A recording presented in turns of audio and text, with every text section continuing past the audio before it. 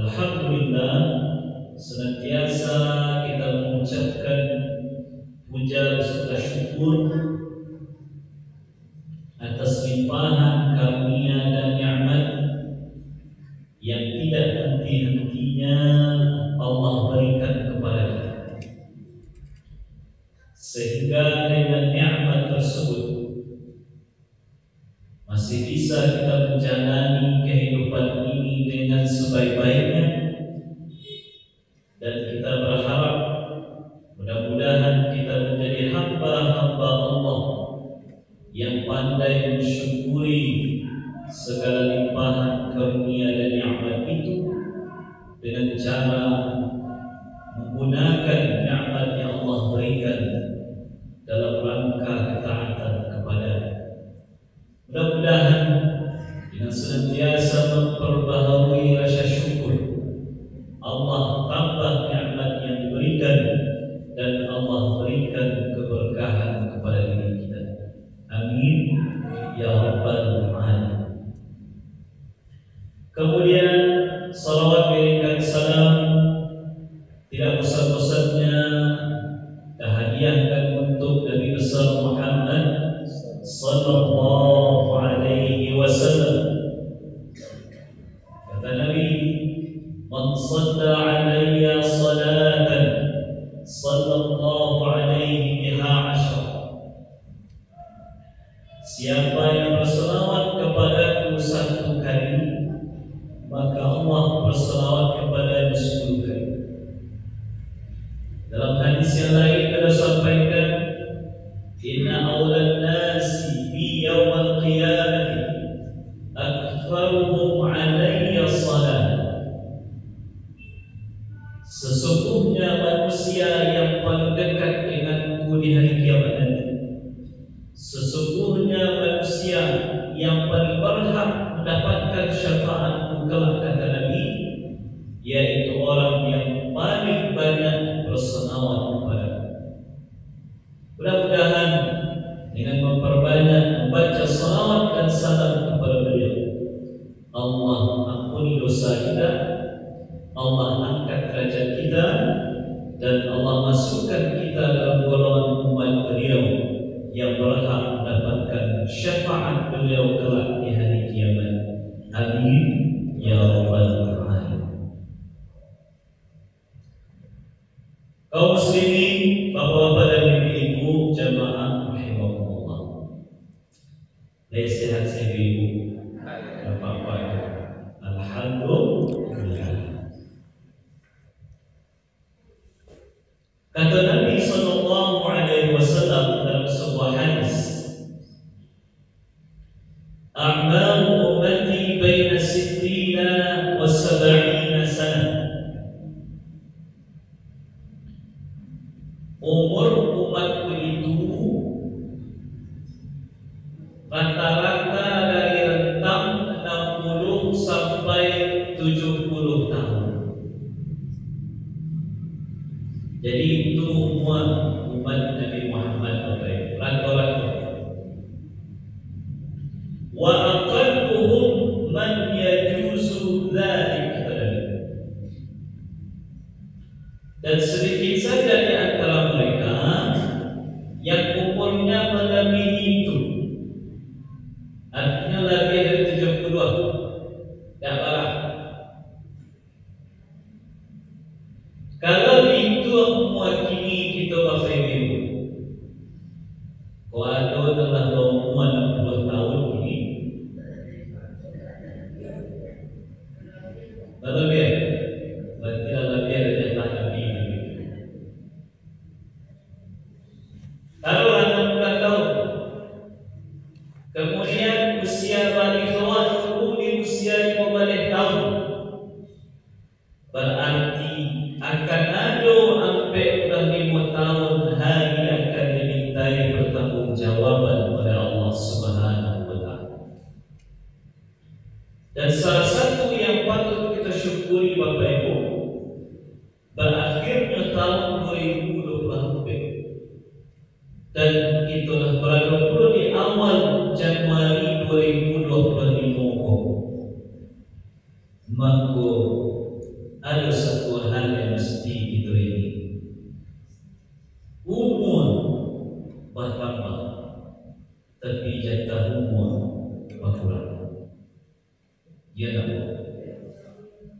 Dari segi yang bertambah. Dari yang 62 menjadi 61. Dari 61 menjadi 62 dan seterusnya. Tetapi jatah bukan semakin bertambah, tetapi semakin berkurang. Barang kurang lain, barang kurang lain, tidak ada itu tahu. Karena itu adalah rahasia Allah Subhanahu Wa Taala. Bahkan Nabi sendiri pun tidak tahu tentang hal itu. Maka sejatinya di awal tahun kau, mari sejenak kita jadikan sebagai waktu untuk mengevaluasi diri awak, untuk memuhasabahi diri kita. Mari tuang tentang diri awak, sebagaimana dikatakan oleh sahabat yang mulia Umar bin Khattab radhiyallahu anhu, hasibu anfusakum qabla an tuhasabu. Hitung-hitunglah dirimu, bermuhasabahlah dirimu sebelum kamu dihitung amalannya oleh Allah Subhanahu wa Ta'ala. Mana muhasabahku Bapak Ibu? Apakah mesti muhasabahku? Waktu gua bersama-sama di masjid, kemudian di waktu malam hari diundang ustaz, kemudian dimatikan lampu, kemudian bertani-tani hawa. Apakah mesti begitu? Aku jujur Bapak Ibu ya, beberapa kali dihubungi oleh pengurus masjid atau mungkin dan yang lain lah. Undang-undangnya Ustaz, kami ingin melaksanakan acara muhasabah, lain bisa Ustaz isi. Terbayang dan Bapak Ibu, kalau muhasabah yang biasa dipahami masyarakat kok, gua masuk bersama, matian lampu, kemudian Ustaznya bagi ceramah, menginginkan tentang bersusul macam, kemudian setelah itu bertani-tani. Mungkin carikan pengurus, mohon maaf Pak, mohon maaf Ibu, tak pandai yang buat calon boleh itu dulu. Tak pandai, buat ceramah mungkin orang ini tak pandai. Lalu apakah masalah itu mesti harus seperti itu? Tidak. Bahkan efektifnya muhasabah itu Bapak Ibu ketika awak sendirian, bukan bersama-sama orang. Kalau ketika muhasabah itu, dan kita nilai adalah diri awak, bukan orang lain. Dan kita nilai diri kita, bukan orang lain. Kalau cenderungnya manusia, kita sebagai manusia itu Bapak Ibu, bahkan cek pepatah orang itu, sampai di sebarang pulau nampak gajah di perempuan itu tidak nampak. Artinya kesalahan orang sakit itu nampak itu yogi, sedangkan kesalahan dirinya yang luar biasa banyaknya sering melupakan. Makanya salah satu hikmah kenapa kok ketika jadi menunjuk dan cie menunjuk ke orang dan lain mengarah awak. Tujuan, oh ibu, buat menyerang dulu, sampai jadi ibu ke mana? Muslim. Seolah-olah Allah yang sampaikan, wahai fulan, wahai manusia, jangan terlalu acok pada menunjuk-tunjuk orang, mengkoreksi kesalahan orang, tahu dengan kesalahan orang, tapi acok-acoklah engkau mengkoreksi dirimu sendiri, karena itu yang akan ditanya oleh Allah. Lalu baca bahwa masalah tentu ada ukuran, tentu ada akan tanduk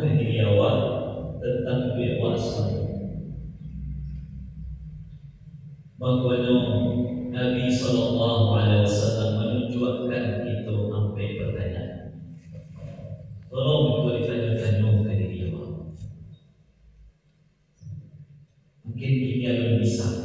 Pas nanti pas awal kalau atau di saat itu selesai sholat tahajud atau di saat itu sendirian, acok-acok bertanya tentang sampai hal itu kepada diri itu. Kata Nabi Sallallahu Alaihi Wasallam, la tazalu qadama 'abdin yawm al-qiyamati hatta yus'ala an arba'. Tidak beranjak kedua kaki seorang hamba di hadapan Allah sebelum dia ditanya tentang 4 hal. Siapa kata Musa itu? Siapa kata Allah.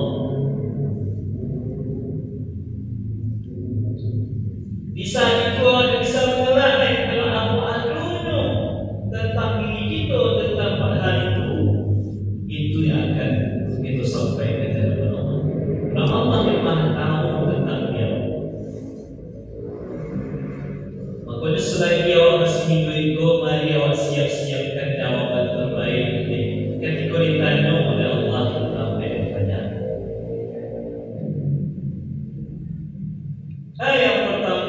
Yang pertama adalah an umrihi fima afna.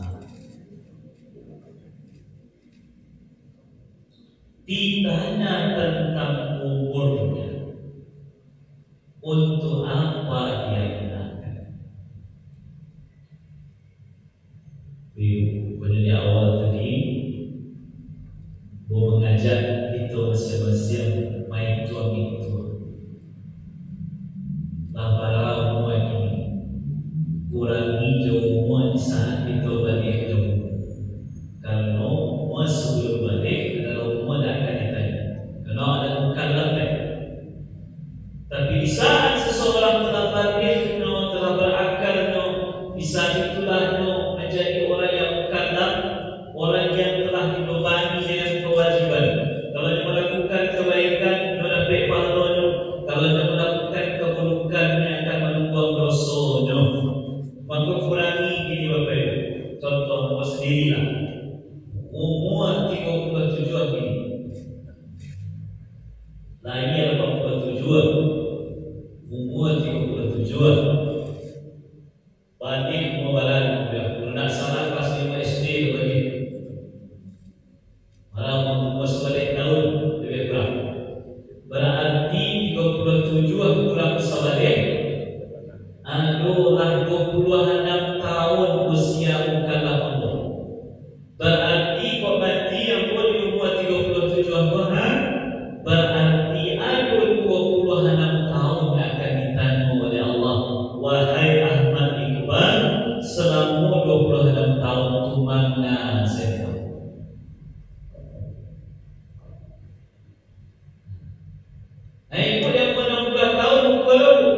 Kalau 60 tahun ini di mobile bisa usia berjauhan sampai 5 tahun usia mukallaf itu. Kau mati awal 60, begitu pula lebih kurang pertanyaan Allah. Oi, wahai hamba fulana 45 tahun engkau apa yang kau lakukan? Itu adalah bahasa-bahasa lain. Coba buat mendoakan dari sekian umat itu yang Allah berikan, terutama usia mukallaf tadi. Kira-kira lebih banyak amalan elok dan kita lakukan atau amalan buruk. Siapa bisa menjawab itu? Siapa bisa menjawab? Diri kita seorang. Berapa datang? Orang lain nampak di awal pun dan zahir-zahir saja, dan nampak di matunya saja, dan matunya sangat terbatas. Makanya yang paling tahu tentang diri seseorang itu adalah dirinya sulam kalau dia jujur ke dirinya.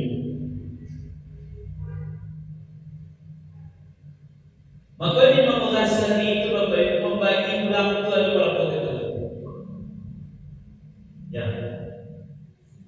ada namanya yadri wa yadri annahu yadri.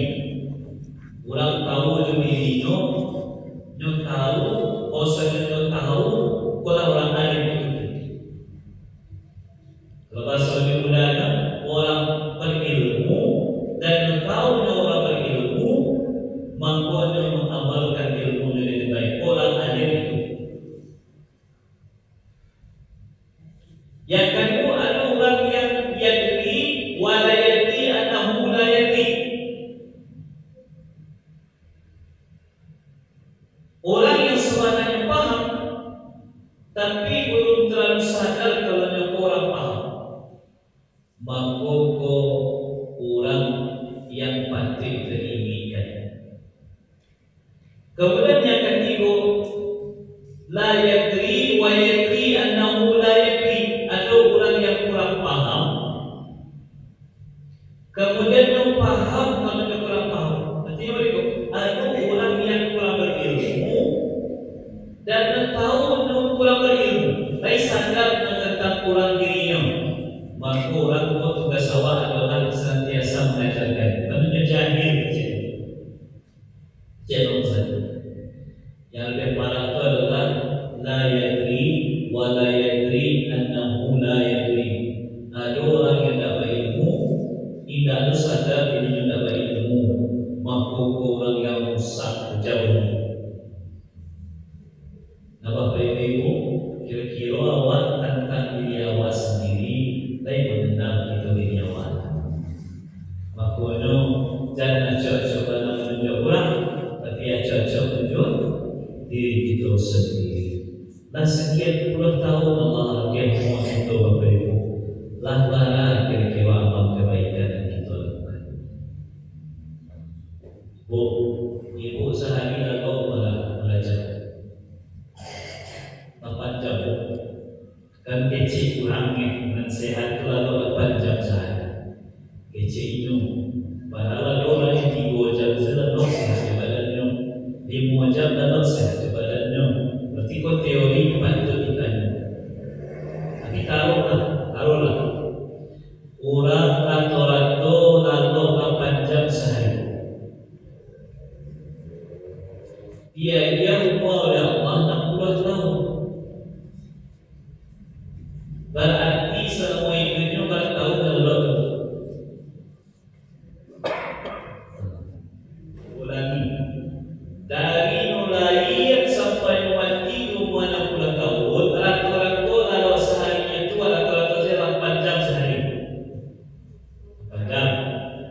Kemudian dia meninggal 60 tahun. Berarti untuk lalu sebarang ini itu 22 tahun. Jadi kalau ada orang harus 8 jam lalu Ustaz. Tapi kalau 60 tahun semuanya selama 20 tahun itu lalu sekali. Itu baru bisa perhitungan itu mudah saja. Awak dari awak 24 jam pada Allah. Berarti kalau 24 jam digunakan 8 jam sehari, itu adalah berarti sampai 3 dari 24 jam itu kita gunakan itu adalah. Kalau umur 60 tahun kita meninggal, sampai 3 dari 60 berapa? 20 tahun. Coba bayangkan. Itu kok lagi lalu niatnya ikhlas waktu aku supaya nanti baik beribadah, baik untuk bekerja sosial dari lalu diawali doa, diawali zikir sehingga Allah menilai lalu itu sebagai ibadah untuk dirinya. Kalau orang lalu sekarang lalu Bapak Ibu 20 tahun sia-sia itu. 20 tahun.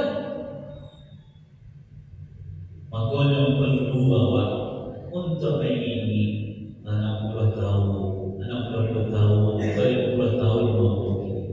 Kira-kira waktu yang Allah berikan ke kita, waktu yang kita manfaatkan untuk kebaikan.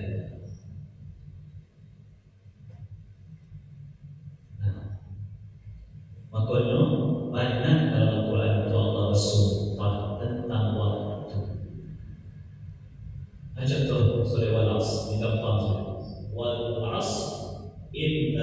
insana lafi khusr.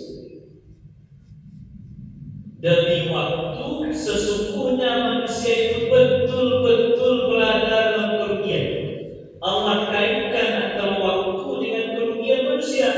Maka ada ulama tafsir yang mengatakan orang yang merugi di dunia dan di akhirat itu adalah orang yang tidak pandai memanfaatkan waktunya dengan sebaik-baiknya. Apakah itu untuk kebaikan dunia atau untuk kebaikan akhirat? Dan orang-orang yang berhasil di dunia ibu dan bapak kami adalah orang yang memaksimalkan waktunya untuk hal bermanfaat. Makanya kata ulama itu, waktu uang itu ibarat pisau pembunuh bagi orang yang memiliki. Pada hasil ujian kepada dan uang mendapatkan hasil buat dan video dan pengalamannya. Kalau ingin mengamanahkan suatu kepada orang, jangan amanahkan kaulangan banyak uang itu. Contoh, kami lihat ketua pengurus lah. Contoh, jangan lihat kaulangan banyak uang itu, tapi ayahkan kaulangan yang sibuk. Kenapa? Karena orang yang sibuk telah bisa mengatur waktunya dengan baik. Sedangkan orang yang terlalu banyak uang waktunya cenderung kurang pandai membagi waktu. Sedangkan membagi waktu itu adalah sesuatu yang sangat penting dalam kehidupan. Ada sebuah kisah dinukil oleh seorang ulama bernama Syekh Ali Tantawi Al-Jauhari, seorang ulama dari Damaskus dari Syria. Beliau menulis kitab, salah satunya judulnya Dikrayat. Dikrayat itu kenangan-kenangan hidup. Di situ beliau menulis salah satu kisah kehidupan seorang ulama yang muanya tak terlalu panjang, sekitar 2 tahun saja umur beliau, tetapi karangan buku beliau lebih banyak daripada umur beliau. Nama beliau Syekh atau Imam Jamaluddin Al-Qasim. Jadi satu kali Imam Jamaluddin Al-Qasim itu berjalan ke kawan-kawan beliau, murid-murid beliau. Kemudian lewatlah beliau di sebuah kedai kopi, sebuah kafe di Selawat ini. Kemudian beliau cari ada orang yang maaf santai-santai untuk menghabiskan waktu di sini. Kata beliau kepada murid-murid, kalau seandainya saya bisa membeli waktu orang-orang itu, maka saya akan membeli. Artinya bagi beliau 24 jam kurang waktu baginya untuk beliau. Sehingga Rasulullah kok bisa membagi waktu orang lain kan? Saking inginnya menjaga waktu untuk melakukan hal-hal lain. Tapi jangan salah paham kalau baik-baik ya. Kalau baik itu bulu asas ada orang yang berkaya kopi Ustaz indah dan kok lagi sekali-sekali tidak menghabiskan banyak waktu untuk itu, ya silahkan tak menghibur diri awak. Tapi yang penting adalah manfaatkan banyak waktu itu untuk lebih optimal dalam melakukan amal kebaikan. Karena itulah hal yang pertama akan ditanya oleh Allah. Kemudian yang kedua kata Nabi, pertanyaan kedua yang akan ditanya oleh Allah, kawak yang sejatinya awak tanya-tanya juga kan diri kita ini, supaya bisa kita memperbaiki diri kita dengan sebaik-baiknya adalah yaitu an ilmihi fima fa'ala fihi. Ditanya tentang ilmu yang selama diketahui sejauh mana diamalkan. Tentang ilmu sejauh mana diamalkan.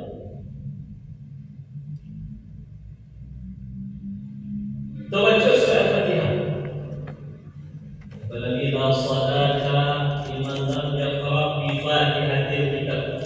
tidak sah salat seseorang yang tidak baca Al-Fatihah. Wajib, termasuk rukun salat. Di ayat terakhir dalam surat Al-Fatihah itu kita baca ghairil maghdubi 'alaihim waladdallin. Bukanlah jalan orang-orang yang engkau murkai, bukan juga jalan orang yang sesat. Siapa orang yang dimurkai oleh Allah, siapa orang yang sesat menurut ayatku? Nabi sendiri yang menafsirkan Bapak-Bapak ini. Al-maghdubi 'alaihim humul yahud wad-dhalin humun nasara. Orang yang dimurkai oleh Allah itu adalah orang Yahudi, sedangkan orang yang sesat itu adalah orang Nasrani. Itu salah satu penafsiran yang disampaikan. Lalu kenapa orang Yahudi itu menjadi orang yang dibenci oleh Allah, sedangkan orang Nasrani itu dianggap sebagai orang yang sesat? Kata ulama itu, kerana mereka punya karakter. Orang Yahudi itu Bapak Ibu, mereka orang berilmu tapi tidak mengamalkan ilmunya. Itu sebab kenapa dia dibenci. Sebaliknya, kenapa kok mereka orang yang Nasrani itu disebut sebagai orang yang sesat? Karena mereka orang yang semangat melakukan amal, tapi sayang amalnya tidak berdasarkan ilmu. Awak sebagai umat Islam seharusnya berada di tengah-tengah. Ketika berilmu, mau saudara mengamalkan, dan ketika mengamalkan sesuatu, pastikan ada dasar ilmunya, bukan sekadar elok menurut Allah. Contoh dari seseorang. Ustaz, sembahyang subuh aku baru bosan.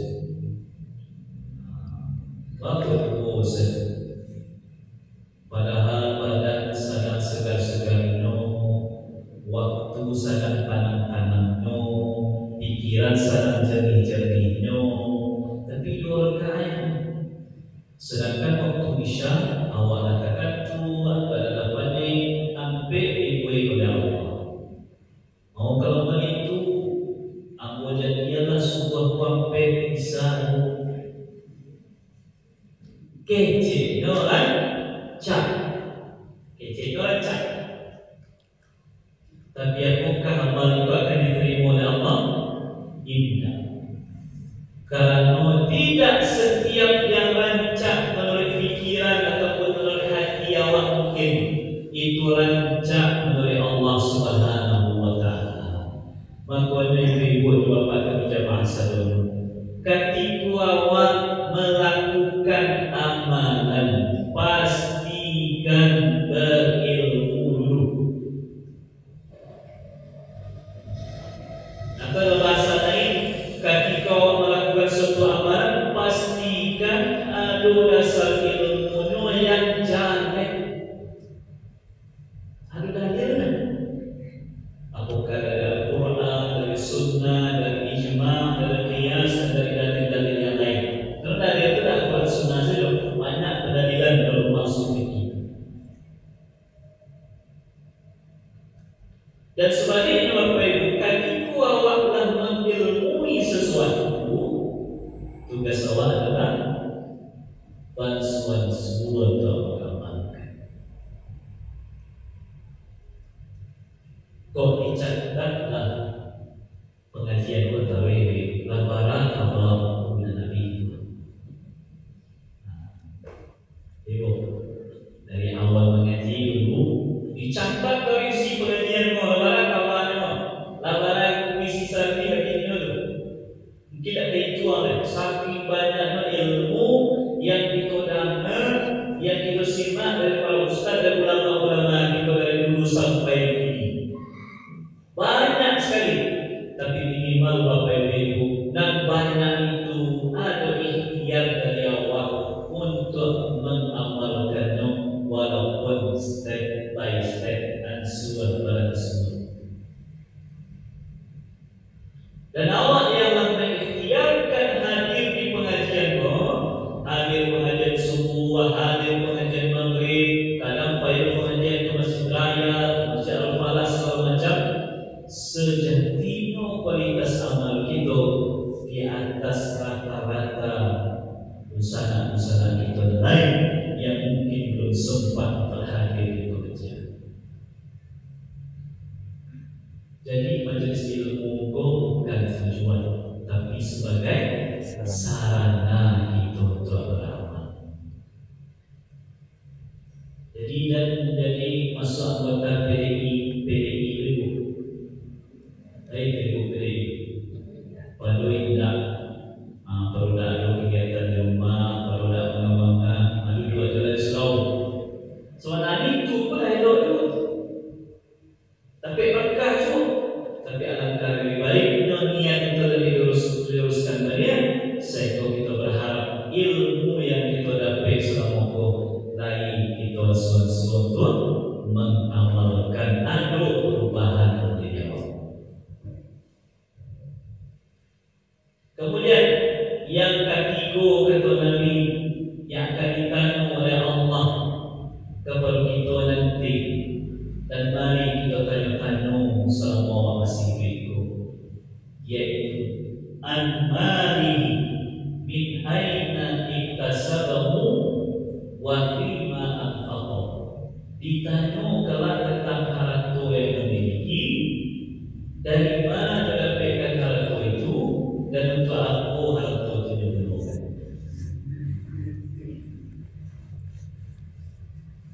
Bapak Ibu, buat sebuah pilihan, ingin menjadi orang kaya atau ingin menjadi orang susah, ingin jadi orang kaya atau menjadi orang miskin. Kalau tidak miskin tetapi sederhana, mana yang dipilih? Kalau dalam bahasa ulamanya, ingin menjadi orang kaya yang bersyukur atau ingin menjadi orang susah yang bersabar? Nah, kaya syukur tapi bersusah, sabar mana pilih? Kaya syukur bu.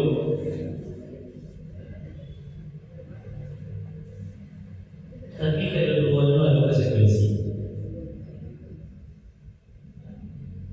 Bagi awak yang pernah dalam pesawat, kan masuk ke bandara kan check-in. Ada orang kalau naik pesawat itu ada barang dan teknik. Lama dah ada check-in. Terlalu dimasuk bagasi lama. Dah, yang tinggal lapor ke petugas besok, kemudian menaik kate lewat pemeriksaan barang sekali lagi, kemudian duduk di ruangan penumpang dan bagi yang pesawat. Capek urusannya, tidak terlalu banyak pemeriksaan. Tapi kalau orang barang menunggu berbeda, saya bisa sebentar, tidak lapor, kemudian dipreso barangku ada tengah caki, kemudian masuk ke bagasi. Kalau berlebihan dari standar barang yang diberikan oleh penerbangan, mesti menambah biaya dulu. Ya, kalau 20 tak apa namanya jangka penerbangan lebih dari 20 itu masih kilo sekian. Banyak pemeriksaan, banyak urusan. Itu dia. Artinya mereka orang yang kurang hartanya, sederhana kehidupannya, memang di dunia mungkin agak susah, tapi kelebihannya di akhirat bisa hartanya dalam. Angka hisab tak banyak pun. Tapi bagi orang yang kaya dan rahmat bersyukur, ada pula nanti di akhirat. Antum pemeriksaan hartanya cukup banyak. Jadi satu-satunya ada konsekuensinya. Ingin awak menjadi orang kaya bersyukur alhamdulillah, ataupun kalau kita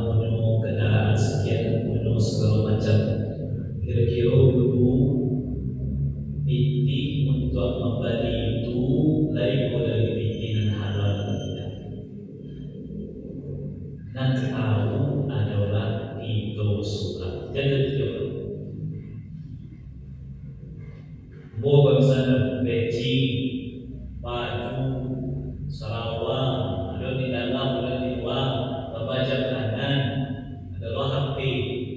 Itu dulu kira-kira membagi menuju piti haram saya tahu yang mesti pribadi. Bapak Ibu punya itu pula, ada punya baju, bangun rumah, punya kendaraan, segala macam, air dimakan, air diminum. Kira-kira selama haram tu yang dipakai untuk membagi itu menjadi bentuk dari cara yang dihalalkan oleh Allah atau tidak. Itu yang akan ditanya oleh Allah.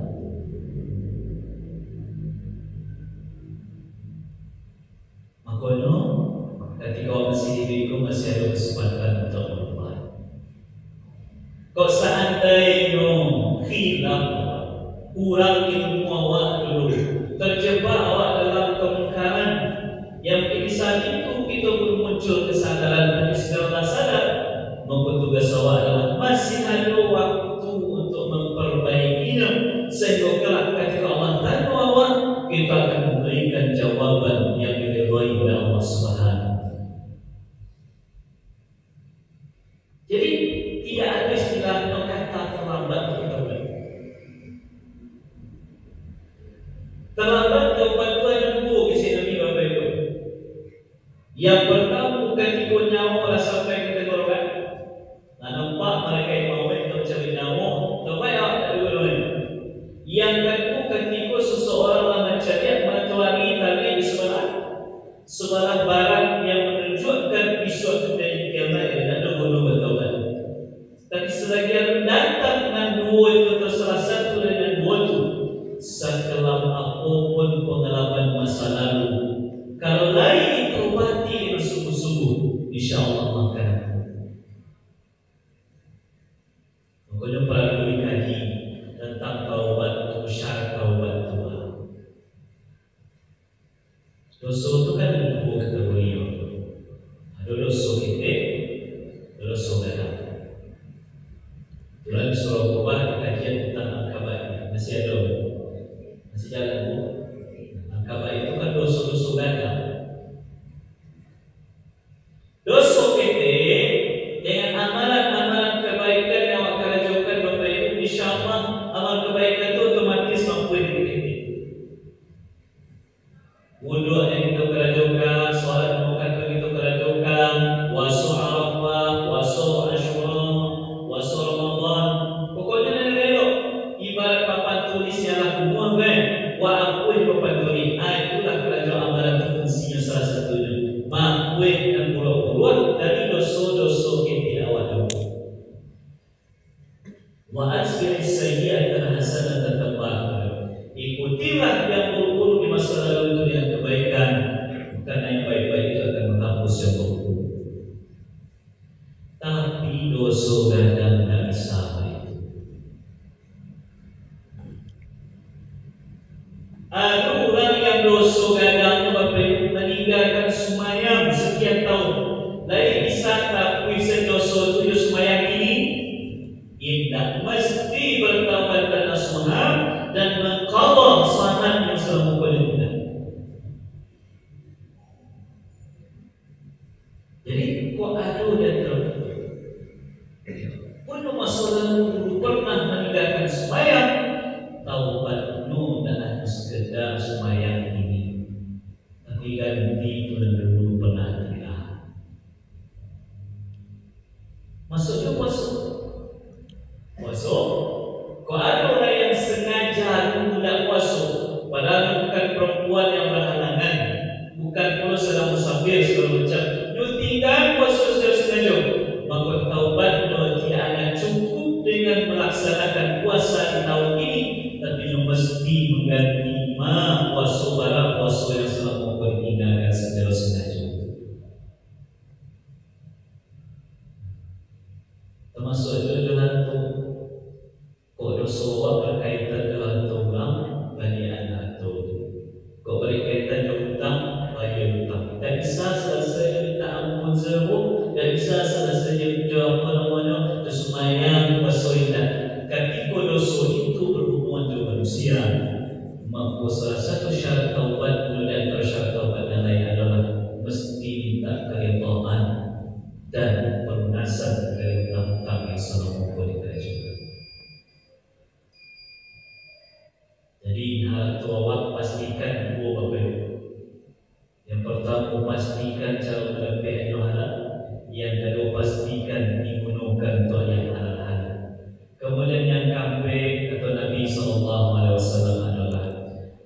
jismihi fima ablah, tentang anggota badannya untuk apa dia gunakan. Mantul oi doang cie are udoi udoi apa udoi apa cie bibian ko dengi ke jarum udoi ko udoi cie bibian ko bibian bawa lisan cie tangan ko kaki ko dokun orang ko segala macam seluruh anggota tubuh kita pada orang muslim ini kelakkan dimintai pertanggungjawaban oleh Allah. Lagi kau digunakan untuk ketaatan dunia. Rambut ada ceritanya Ustaz. Banyak ceritanya. Apa yang cerita ibu? Yang rambut adalah aurat. Baik kau dituntut dan elok katanya. Mantu akan ditanya boleh digunakan untuk elok atau tidak. Telinga boleh digunakan untuk mendengar elok atau tidak. Bisa digunakan untuk mengucapkan elok atau tidak. Tangan dikerjakan untuk digunakan untuk menunjukkan elok atau tidak. Kaki dilangkahkan menuju tempat elok atau tidak. Sadono akan ditanya oleh Allah. Sampai hartolah. Dan bagi watan kali dia waktu langsung. Ulang, bukan ke kawan saudara, kawan sulam. Boleh kita tadi ya, di momen-momen sepi, antara malam lalu, waktu lalu, lewat tidak sudah, tulisan kita malam saja, tulisan kita akan sholat saja. Mari kita biasakan untuk memuhasabah itu di awal. Paling tidak sampai pertanyaan. Yang pertama tentang muat itu selalu, lagi dulu kata dia. Kalau adil naik, maka semua yang diminta oleh Allah mari kita maksimalkan yang sebaiknya. Dan kedua, tentang ilmu dan selama kau diketahui dan diamalkan. Kau kurang amalannya, maka mari kita maksimalkan amalan. Yang ketiga tentang harta, baik kau dicari, didapatkan dengan cara yang halal, dinafkahkan dengan cara yang halal. Kau ada masalah dengan cikgu, mari diperbaiki dan diobati yang sebaik-baik. Sedangkan yang kampek tentang badan, lain digunakan untuk ketaatan kepada Allah. Kalau adil baik, mari kita maksimalkan, memanfaatkan seluruh anggota tubuh yang Allah berikan dalam rangka ketaatan kepada Allah Subhanahu Wa Taala. Itulah mungkin bisa sampaikan kita kaji